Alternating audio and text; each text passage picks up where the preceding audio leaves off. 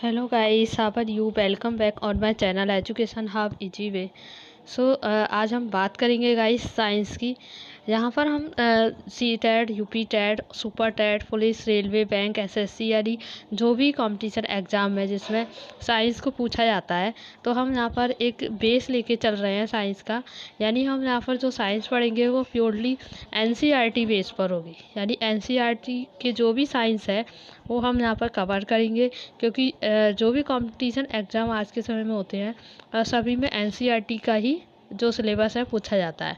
तो चलिए guys start करते हैं। Let's go on topic without wastage of time. तो यहाँ पर हम पहला जो चैप्टर ले रहे हैं क्लास 6 क्लास का, हम 6 से लेके 10th तक की यहाँ पर साइंस कवर करने वाले हैं फॉर कंपटीशन एग्ज़ाम। तो 6 क्लास का पहला चैप्टर है जिसका नाम है भोजन, फूड। चैप्टर 1 है क्लास 6 का।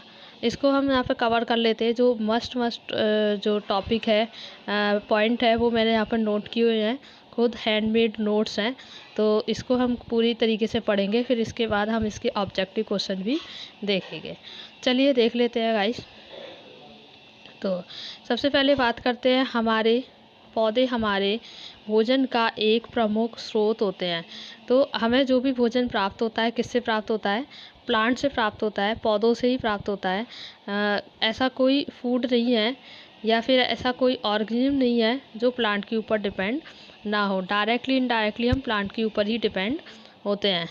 पौधों के जड़, तना, पत्ती तथा फल का उपयोग खाद्य पदार्थ के रूप में किया जाता है। हम प्लांट की लीफ भी खाते हैं, रूट भी खाते हैं, और स्टेम भी खाते हैं, फ्रूट्स भी खाते हैं, और हम फ्लावर्स भी खाते हैं। तो ये प्लांट्स की क्या है, कुछ पार्ट्स हैं जिससे हमें वहाँ से क्या फूड प्रोवाइड होता है। कुछ पौधों के 2 या 2 से अधिक भाग खाने योग्य होते हैं, जैसे कि सरसों के बीज एवं पत्तियाँ। सरसों के बीज से हम ऑयल लेते हैं, और वैसे भी हम जो भी सब्ज़ी वगैरह वेजिटेबल्स वगैरह बनाते हैं तो उसमें तड़के वगैरह के लिए यूज़ करते हैं सरसों के बीज का। और पत्तियों का हम सब्ज़ी बनाते हैं, डायरेक्ट सब्ज़ी बना के खाते हैं। नेक्स्ट पॉइंट है, जंतुओं को 3 वर्गों में विभाजित किया गया है। 3 वर्गों में किस बेस पर यहाँ पर डिवाइड किया गया है वो हम देख लेते हैं। पहला वर्ग में उन जंतुओं को रखा गया है जो केवल पादप उत्पाद खाते हैं। यानी जो फर्स्ट वर्ग है उसमें रखा गया है किसको, जो केवल प्लांट के ऊपर डिपेंड है, उसको हम क्या बोलते हैं? शाकाहारी जंतु बोलते हैं। ऐसे ऑर्गेनिज्म को हम क्या बोलेंगे? शाकाहारी बोलेंगे। दूसरे वर्ग में उन जंतुओं को रखा गया है जो क्या करते हैं? दूसरे प्राणियों को खाते हैं।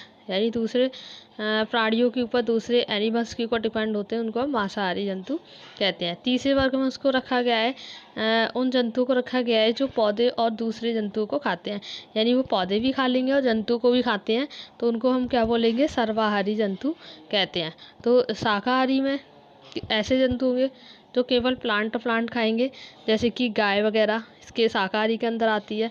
और दूसरा है मांसाहारी, जिसमें लॉयन, टाइगर्स वगैरह आते हैं।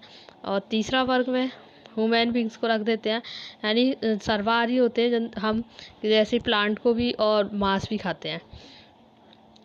इसके अलावा नेक्स्ट बात करते हैं, हमारे भोजन के मुख्य स्रोत पौधे और जंतु हैं। ये वाली बात पता है आपको? यानी हमारे जो भोजन है उसका मुख्य स्रोत क्या है? पौधे और जंतु। क्योंकि अभी हमने बात की थी मांसाहारी भी होते हैं और शाकाहारी भी होते हैं। तो मांसाहारी के लिए जंतु जो एनिमल्स है एक दूसरे एनिमल्स को खा के क्या करते हैं? अपने आप से न्यूट्रिशन प्राप्त करते हैं। ये तब फर्स्ट चैप्टर था, इसमें ऐसा कुछ खास नहीं था। अब नेक्स्ट चैप्टर हम इसका पढ़ते हैं, भोजन के घटक। सेकंड चैप्टर है क्लास 6 का। इसमें भोजन के घटक, यहाँ पे कुछ क्षेत्रों और राज्यों के नाम दिए हैं जहाँ पर वहाँ पे कुछ जो फूड है वो फेमस है। जैसे हम पंजाब की बात करते हैं, पंजाब में कौन सा फूड है? अन्न का जो व्यंजन है वो क्या है? मक्के की रोटी और राजमा। सब्जियों में सरसों का साग, और इसके अलावा घी और दही और घी वहाँ पर यानी खाने के रूप में लिया जाता है, यानी फेमस है।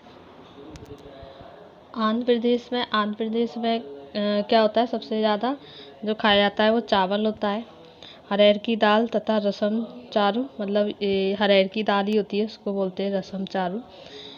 नेक्स्ट इसमें होता है कुंदरू, ये इसकी सब्जी बनती है। जो यहाँ पर परमल होता है, देखिए ऐसा जो है ये क्या है, परमल है, जिसको वहाँ पे कुंदरू बोला जाता है। कुंदरू की सब्जी बनाई जाती है। इसके अलावा मट्ठा, घी और अचार का भी वहाँ पर सबसे ज़्यादा सेवन किया जाता है। नेक्स्ट है, हमारे शरीर के लिए कुछ आवश्यक घटक होते हैं। इन घटकों को हम पोषक कहते हैं। यानी हमारी बॉडी के लिए कुछ ऐसे न्यूट्रिशन की ज़रूरत होती है जो हमारी बॉडी के लिए मस्ट होते हैं। हमारे भोजन पे मुख्य पोषक यानी न्यूट्रिशन कौन कौन से होते हैं? कार्बोहाइड्रेट, प्रोटीन, वसा, विटामिन, खनिज, लवण आदि होते हैं। इसके अलावा हमारे भोजन में रुक्षांश तथा जल भी शामिल है। रुक्षांश यानी जो फाइबर युक्त फूड होता है उसको बोला गया है यहाँ पे, जिसकी हमारे शरीर को आवश्यकता होती है। नेक्स्ट है, हमारे भोजन में पाए जाने वाले मुख्य कार्बोहाइड्रेट और मंड यानी जो स्टार्च होता है वो हमारी बॉडी में किसके रूप में होता है? शर्करा यानी शुगर के रूप में होता है। नेक्स्ट है, कार्बोहाइड्रेट वसा हमारे शरीर को ऊर्जा प्रदान करते हैं। यानी हमें जो ऊर्जा मिलती है, एनर्जी मिलती है, वो किससे मिलती है? कार्बोहाइड्रेट और वसा से मिलती है। लेकिन जो वसा जो होती है, फैट जो होता है, उससे सबसे ज़्यादा एनर्जी मिलती है। कार्बोहाइड्रेट से ज़्यादा एनर्जी हमें किससे मिलती है? फैट से मिलती है। नेक्स्ट है, कार्बोहाइड्रेट के मुख्य स्रोत शकरकंदी, आलू, गन्ना, गेहूँ, पपीता, चावल, बाजरा, तरबूज, आम, मक्का आदि होते हैं। इन सब में क्या पाया जाता है? कार्बोहाइड्रेट पाया जाता है। नेक्स्ट है, वसा के मुख्य स्रोत कौन कौन से होते हैं? मूंगफली, गिरी यानी जिसमें ऑयल पाया जाता है। जिसमें ऑयल होता है वो सारे किसके होते हैं? वसा के मुख्य स्रोत होते हैं। तेल, मांस, मछली, अंडे आदि ये सारे क्या आते हैं? फैट के मुख्य स्रोत है। नेक्स्ट है, प्रोटीन की आवश्यकता शरीर की वृद्धि तथा स्वस्थ रहने के लिए होती है। यानी हमारी बॉडी में जो सेल्स बनती हैं, सेल्स की जो सेल्स को जो प्रोटेक्ट करती है, यानी जो न्यू सेल्स बनती है वो कौन बनाती है? प्रोटीन बनाती है। प्रोटीन इसमें हेल्पफुल होती है। यानी हमारे शरीर की जो टूट फूट मरम्मत करने के लिए प्रोटीन की आवश्यकता पड़ती है। प्रोटीन युक्त भोजन को प्राय शरीर वर्धक भोजन कहते हैं। शरीर वर्धक यानी शरीर को बनाने वाला, बॉडी को बनाने वाला भोजन किसको बोला जाता है? प्रोटीन को बोला जाता है।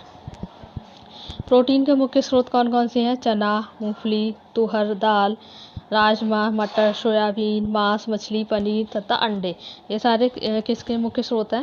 प्रोटीन के मुख्य स्रोत हैं। नेक्स्ट बात करते हैं विटामिन की। विटामिन रोगों से हमारे शरीर की रक्षा करती है। यानी हमारी बॉडी में जो प्रतिरोधक क्षमता को बढ़ाती है वो कौन होती है? विटामिन होती है, जो क्या करती है? इम्यूनिटी सिस्टम को स्ट्रॉन्ग करती है। हमारी विटामिन हमारी आँख, अस्थियाँ, दांत, मसूड़ों को स्वस्थ रखने में भी सहायता करती है, यानी हेल्पफुल होती है। नेक्स्ट है, विटामिन के कई प्रकार होते हैं जिन्हें अलग अलग नामों से जाना जाता है। Vitamin A, B, C, D, E, के नाम से जाना जाता है। विटामिन के एक समूह को विटामिन बी कॉम्प्लेक्स भी कहा जाता है। चलिए, यहाँ पे हम कुछ विटामिन के नाम दिए, उनके मुख्य स्रोत दिए, कौन कौन से इनके स्रोत हैं। तो विटामिन ए के अंदर कौन कौन से आते हैं? विटामिन ए हमें किससे मिलता है? आम से, पपीते से, गाजर से। बी, गेहूँ, चावल, यकृत जो लिवर होता है उससे मिलेगा। विटामिन सी जो भी खट्टे फल, सब्जियां, जो खट्टी चीज़ें होती हैं उनसे हमें विटामिन सी मिलेगा, जैसे संतरा, अमरूद, टमाटर, मिर्च, नींबू, आंवला। आंवला इसका मेन स्रोत होता है। विटामिन डी मछली, अंडे, सूर्य के प्रकाश से विटामिन डी हमें मिलेगा। विटामिन ई बादाम, सोयाबीन ऑयल, पालक, सूरजमुखी के बीज आदि, इन चीज़ों से हमें विटामिन ई मिलता है। तो इसे विटामिन से काफ़ी क्वेश्चन पूछे जाते हैं सी टेड में, यूपी टेड में, और जो भी अदर स्टेट टेड हैं उसमें काफ़ी क्वेश्चन पूछे जाते हैं प्राइमरी के लिए विटामिन से रिलेटेड, कि किस में विटामिन ए या बी, सी पाया जाता है, स्रोत पूछे जाते हैं उसमें। तो वहाँ पर आपको या नहीं का पूछा जाएगा तो 3 सही देंगे और 1 गलत देंगे, तो उस पर आपको टिक करना होता है। तो MCQ हम इस टॉपिक पे बाद में देखेंगे, फ़िलहाल हम इसे कंप्लीट करते हैं। यहाँ पर विटामिन और खनिज लवणों के अभाव के कारण होने वाले रोग, कुछ रोग और विकार यहाँ पर बताए गए। तो अभी हम यहाँ पर विटामिन देखेंगे, खनिज के बारे में हम आगे देखेंगे। तो पहले हम बात करते हैं विटामिन ए। विटामिन ए से हमें कौन सा रोग होता है? क्षीणता, दृष्टिहीनता, यानी मतलब आँखों में क्या होती है, इसके जो सिम्टम्स होते हैं, कमजोरी आना, दृष्टि, अंधेरे कम दिखाई देना, रात में कम दिखाई देना, कभी कभी पूरी तरीके से दिखाई देना बंद होना। तो विटामिन ए का जो रोग है वो किसको इफेक्ट करता है, हमारे किस ऑर्गन को इफेक्ट करेगा, आँख को इफेक्ट करेगा। विटामिन B1 से कौन सा रोग होगा, बेरी रोग होगा। इसमें क्या होता है कि जो मसल्स वगैरह हैं वो कैसी हो जाती हैं, वीक हो जाती हैं, और उनमें यानी एनर्जी कम होती है, काम करना वो बंद कर देती है, प्रॉपर काम नहीं कर पाते हैं। विटामिन सी से कौन सा रोग होगा, स्कर्वी। इसमें क्या होता है, मसूड़ों वगैरह में खून निकलना, घाव होना, घाव बढ़ने में अधिक समय का लगना, ये किसकी कमी होती है, विटामिन सी के कारण होता है। नेक्स्ट है विटामिन डी। विटामिन डी से कौन सा रोग होता है, रिकेट्स, जिसको सूखा रोग भी बोलते हैं। इसमें क्या इफेक्ट करेगा, अस्थियों का, यानी जो बोन्स होती हैं वो सॉफ्ट हो जाती हैं, सॉफ्ट हो जाना, मुड़ जाना। तो जो हमारी बोन्स है वो हमारी बॉडी का बैलेंस बनाए रखती है, अगर वो सॉफ्ट हो जाएंगी तो बॉडी का बैलेंस नहीं बन पाएगा। नेक्स्ट बात करते हैं हम यहाँ पे मिनरल्स के बारे में, जिसको खनिज कहते हैं। खनिज लवणों की आवश्यकता अल्प मात्रा में होती है, यानी हमारी बॉडी में थोड़ी बहुत खनिजों की भी ज़रूरत होती है, मिनरल्स की। शरीर के उचित विकास और अच्छे स्वास्थ्य के लिए प्रत्येक खनिज आवश्यक है।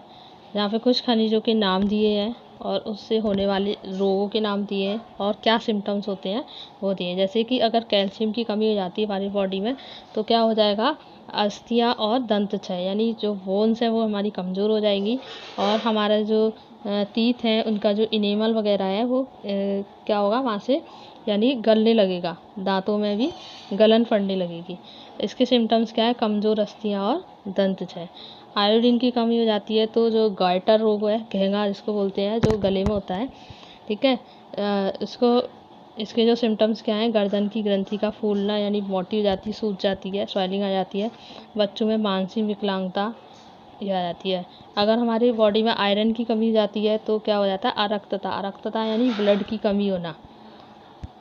तो इसके जो सिम्टम्स हैं वो क्या होते हैं, कमजोरी, वीकनेस होना। अगर ब्लड की कमी होगी हमारी बॉडी में तो ऑब्वियसली बात है कि वहाँ पर हमें वीकनेस महसूस होगी। इसके अलावा हम बात करते हैं, इन पोषकों के अलावा हमारे शरीर का आहार, रेशे और जल की भी आवश्यकता होती है। आहारी रेशे यानी मतलब फाइबर युक्त फूड भी जो चाहिए होता है, और वाटर की भी आवश्यकता होती है। आहारी रेशे रुक्षांश के नाम से भी जाने जाते हैं। रुक्षांश के मुख्य स्रोत कौन कौन से होते हैं, साबुत खाद्यान्न, जो भी आप साबुत अनाज वगैरह लेते हो, छिलके युक्त जो होते हैं, दाल, आलू, ताज़े फल और सब्जियां, ये फाइबर युक्त फूड होता है। रुक्षांश बिना पचे भोजन को बाहर निकालने में हमारे शरीर की सहायता करता है, यानी जो हमारी आंतें होती हैं उनको जो क्लीननेस, सफाई का काम जो करता है वो क्या होता है, फाइबर युक्त फूड है। एज आ ब्रश, जैसे ब्रश होता है, ब्रश की तरह इसकी सफाई करता है। जल भोजन में उपस्थित पोषकों को अवशोषित करने में हमारे शरीर की सहायता करता है। तो हमारी जो बॉडी है उसको जल की भी आवश्यकता होती है, वाटर की।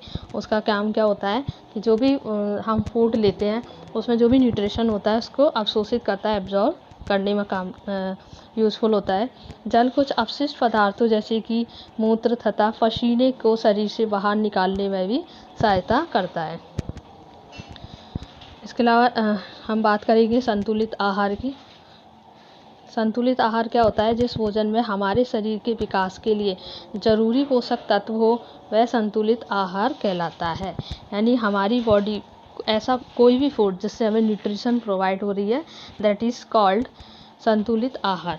ओके, सामान्य पूरे दिन में जो भी कुछ हम खाते हैं उसे आहार कहते हैं।